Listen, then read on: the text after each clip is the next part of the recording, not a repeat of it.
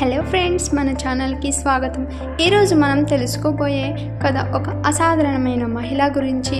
భారతదేశపు తొలి మహిళా ఇంజనీర్ అయ్యల సోమయాజుల లలిత గారి జీవితం.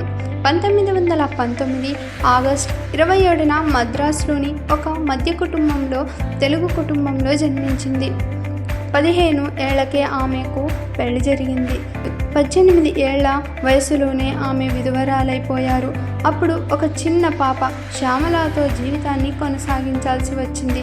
ఆ కాలంలో ఒక విధవరాలు మహిళ ఇంజనీరింగ్ చదవాలంటే ఎవ్వరికీ ఊహకే రాదు. కానీ ఆమె తండ్రి అప్పట్లో ఎలక్ట్రికల్ ఇంజనీరింగ్ ప్రొఫెసర్ కావడంతో ఆమెకు ఇంజనీరింగ్ కాలేజ్ గిండిలో సీటు దొరకడం లభ్యమైంది. ఆ కాలంలో కళాశాలలో ఒక మహిళా విద్యార్థిని ఆమె మాత్రమే. ఆమె కోసం ప్రత్యేకంగా హాస్టల్ ఏర్పాట్లు చేశారు. 1943లో ఆమె ఎలక్ట్రికల్ ఇంజనీరింగ్ డిగ్రీతో పట్టాభిరాలు అయ్యారు. ఇది భారతదేశంలో ఒక మహిళా ఇంజనీరింగ్ గుర్తింపు పొందిన మొదటి ఘటన.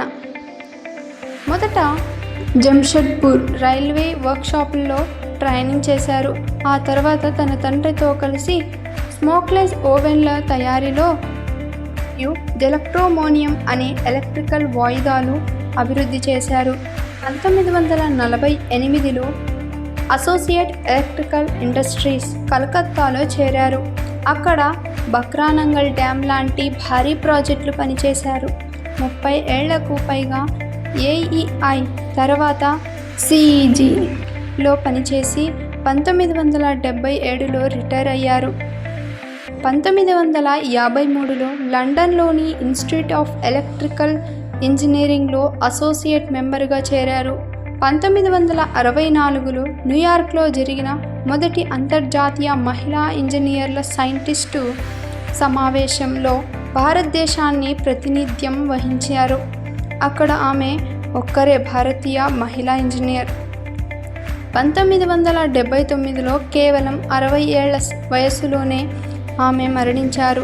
కానీ ఆమె పేరు మాత్రం చరిత్రలో చిరస్థాయిగా నిలిచిపోయింది. లలిత గారు నిరూపించారు, మహిళలు ఇంజనీరింగ్ చేయలేరు అని చెప్పడం ఒక అపోహ మాత్రమే. పట్టుదల ఉంటే అసాధ్యం అనేది ఏదీ లేదు అని.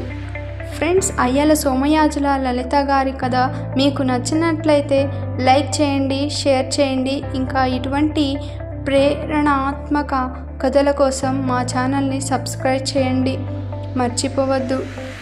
ఈ వీడియోలో తప్పులు మరియు సర్దుబాటులు ఉంటే కామెంట్ రూపంలో తెలియచేయండి. Thank you.